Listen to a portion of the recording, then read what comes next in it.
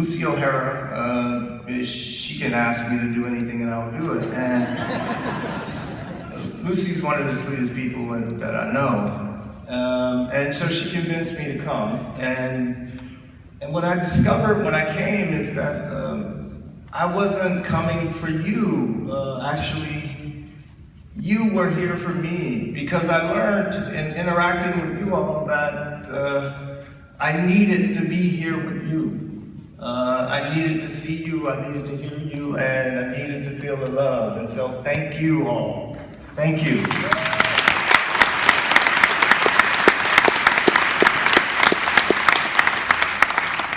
And I have to also acknowledge Lucy's father, Pat O'Hara, for making her. So thank you, Pat.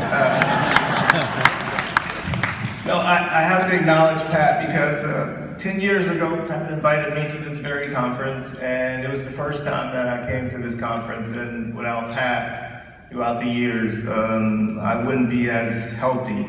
So thank you, Pat.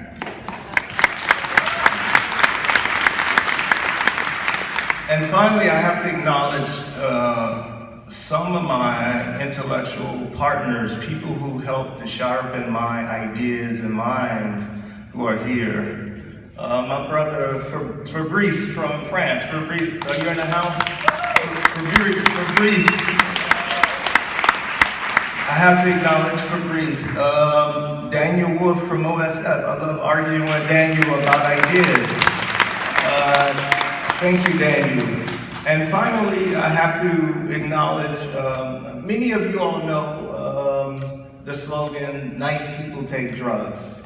Everybody knows that slogan, but you won't probably know that the slogan was created by Sebastian Seville when he was running Release. Yeah. Sebastian, are you in the house? Yeah.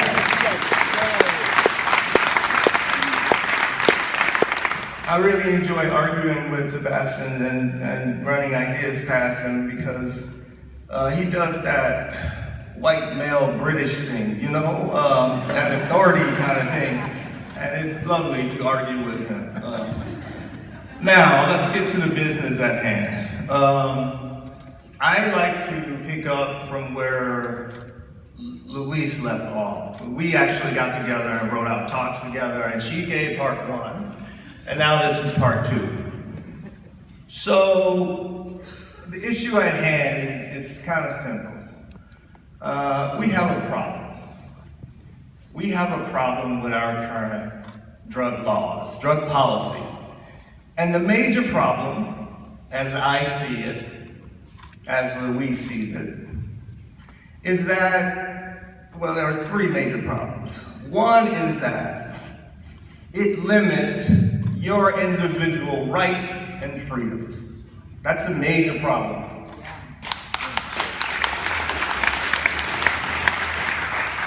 The problem is so pervasive you don't even recognize how awful and how big that problem is. That's a huge problem. Another problem is that it hampers medical access to people who are suffering pain or whatever. It also hampers medical research. And finally, there's a problem which many of you all have talked about throughout this meeting, and that's related to, it increases human rights violations, things like racial discrimination, incarceration. It also increases unnecessary deaths. So it's a major problem, our drug policy. I mean, this is huge. People are dying. It's huge. And so, we are faced with a challenge. And our challenge is, how do we implement policies that respects individual civil liberties and enhance public health and safety? Notice safety was last, because in this current scheme, safety is always first, and it's not your safety. It's the safety of the haves, not yours, of the people who are in power.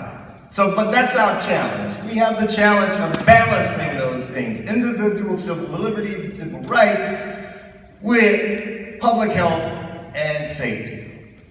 Now, I'm here today to present some solutions. One solution, the major solution is this. We just need to change that shit and implement schemes that are not punitive. It's simple, very simple. We need to implement schemes that permit adult access. This is simple, not complicated, as you all and some other folks have made it. By the way, we are all family, so when I say you all, I mean me too. We're all family. I'm speaking to the public. This is ours. I'm not speaking to the public, I'm speaking to this group. Now, the question for me is, how do we get there? How do we get there? So when I think about how do we get there, I think about the fact that we are an oppressed group. People are suffering, people are dying, and I think about what civil rights leaders have done in the United States, people who are my heroes, Martin Luther King, Malcolm X, James Paul, and those kind of people. What did they do? They engaged in civil disobedience. Exactly. That's what they did.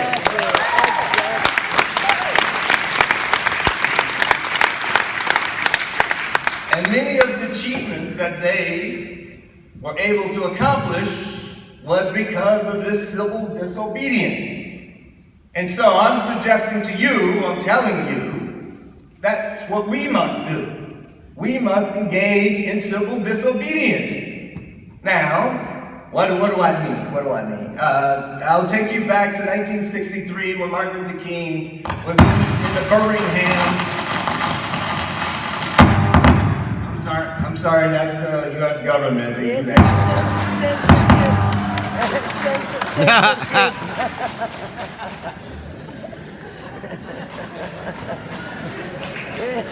Back to 1963, when Martin Luther King was sat in that Birmingham jail, and he wrote his famous Birmingham letter from the jail.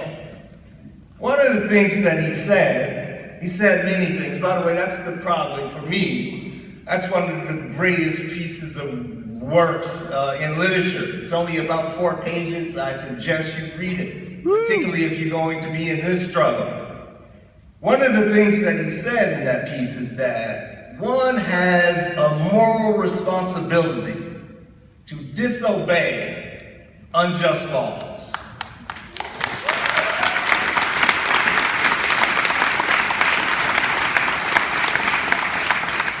Now, what that means for us, the drug laws, we all agree, I heard this all week, we all agree that the drug laws are unjust, unfair.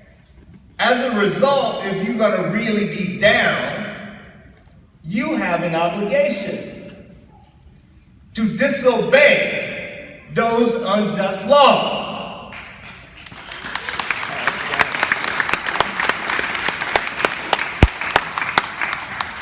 Otherwise, you're not down. I don't care how you cut it. Yeah, I recognize what's happening in the Philippines.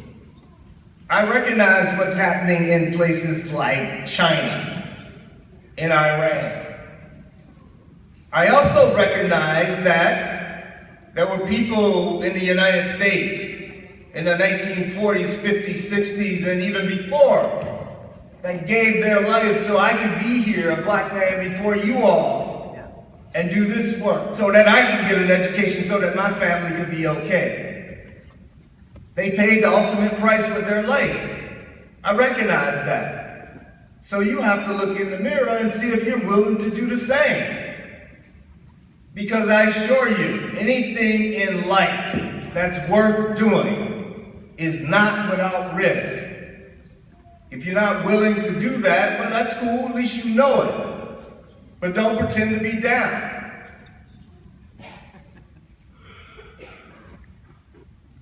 Now, so when I think about this, in terms of our collective responsibility as a community, it is incumbent upon us to think about those who are paying the price now. Those people who can't get their medications, who are suffering. Those people who are in jail. Those people who have been killed. It's incumbent upon us to, when we get the microphone, to make sure we highlight their plight. Make sure that we acknowledge them. Make sure that the world knows what's happening to them. That's what we can do as part of this civil disobedience. Make sure that those are the people who are our heroes. Not me, not people who run these organizations. It's not us. It's the people who are paying the ultimate price. Those are the people whose names we should remember.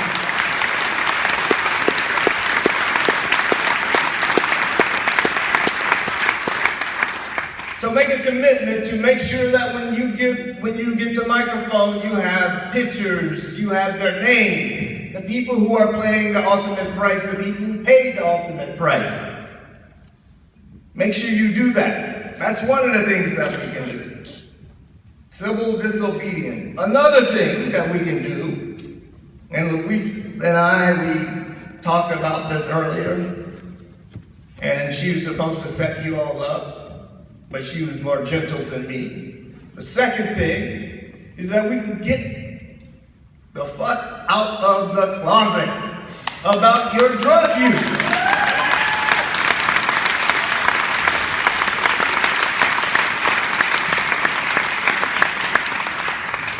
You got to get out of the closet about your drug use. You know, it's like, I know it's difficult. It's hard for me to tell people that I'm a heroin user. But then when you do heroin, you be like, what the fuck? This is great. Why am I telling, why is this hard? Now, of course, I say that with some tongue-in-cheek because I don't want anybody coming to me with stupid messages about how potentially dangerous it is. Of course I know. I'm a neuropsychopharmacologist. I know what I'm doing, and I wouldn't suggest you do something that you don't know what you're doing. But there is a wide range of classes of drugs from which you can pick. And there is a wide range of expertise to help you do this or to help others do this. But if you are or you have not used any of these illegal drugs and you are doing this work, you have to ask yourself, why not? You really have to ask yourself, it's like, are you a victim of the misinformation that is so pervasive? You must ask yourself that. Now, when I say get out of the closet, I don't want to leave this activity, I don't want to leave this activity to only people in the people who are in those drug users unions. I'm proud of them for being out of the closet. I'm not talking about them. I'm talking about the respectable people. People who wear suits, people who look like me, well, white people, people who are respectable. If you do this, what you do is that you demystify drug use. You will see it's no big deal. It's like taking your morning caffeine. Nobody's upset about that drug. That's how most drug use is. Certainly that's how most of my drug use is. It's not that I am self-medicating, although being a chair of psychology, you might want to do that, but it's not that. It's just that I enjoy feeling nice.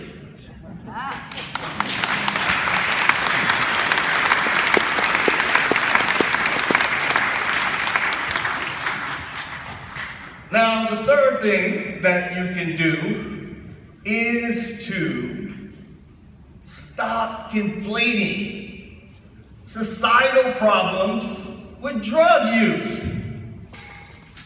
We have become so accustomed to blaming drugs for everything, so much so that if you listen to politicians, and even some in this room, if you listen to them, it sounds like all we need to do is get rid of drugs and our society will be utopia.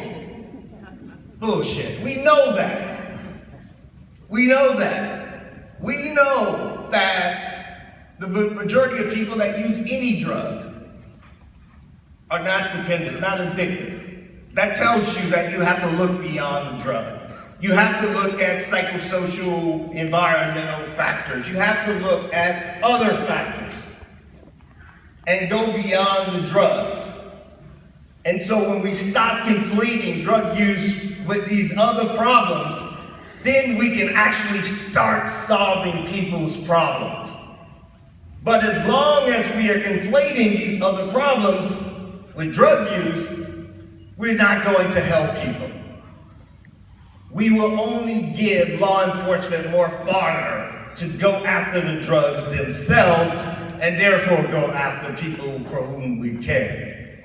Now, I want to close with this. I want to just food for thought. When I think about these high-profile organizations or high-profile commissions, the Global Commission is one, and I have friends on the Global Commission, and I love them. People like Ruth Dreyfus, really one of my favorite people in the world. The Global Commission is comprised of primarily former heads of state. I am so looking forward to the day when current joins the former.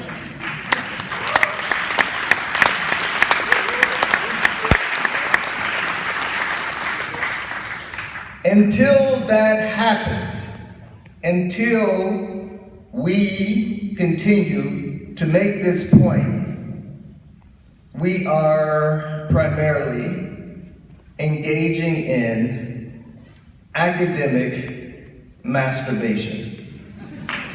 Thank you for your time.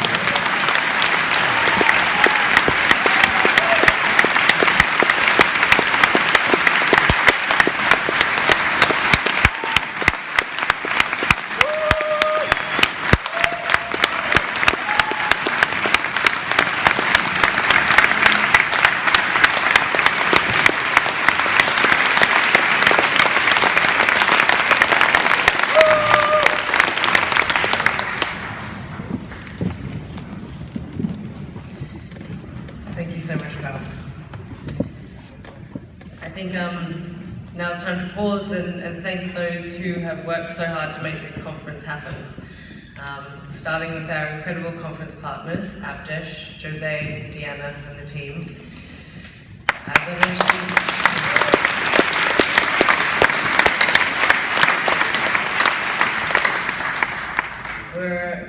we're immensely grateful to them. It's incredibly hard work to be the host city to the massive amount of coordination required for the harm reduction conference. They managed to do that while laughing, forming new relationships and introducing us to Porto wine. So thank you so much. We'd also like to I'm going to be thanking a lot of people, so we should just do a massive one at the end. I'd also like to thank and highlight the work of the members of the local organising committee. And I think we saw something really special in Porto with police, the District Health Authority, Medicines du Monde, NGOs, service providers, people who use drugs, CASO, all coming together and really making that work. And we have quite a special environment, quite a unique environment here at the conference, and we're so thankful to the organising committee. We're also delighted that we're able to offer so many site visits throughout the conference, so we thank the organisations that hosted the site visits. I don't know if any of you popped out last night, but a huge thanks to the band. Anyone saw the sensational hit band?